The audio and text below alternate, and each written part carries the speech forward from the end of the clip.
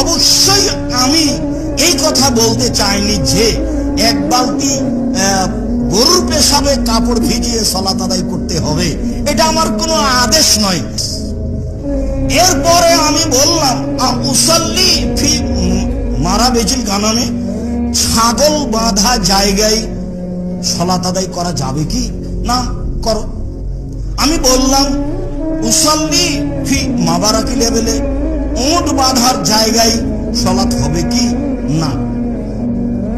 দুটাই প্রাণী বৈধ, গোশত খাওয়া যায়, তার পেশাব পায়খানা অপবিত্র নয়।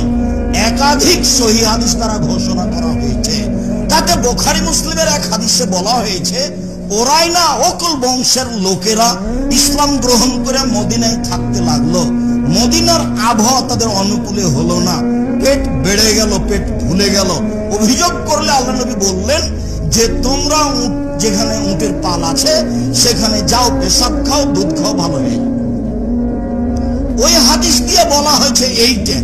অবশ্যই আমি এই কথা বলতে চাইনি যে এক বালতি গরুর পেশাবে কাপড় ভিজিয়ে সালাত আদায় করতে হবে, এটা আমার কোনো আদেশ নয়।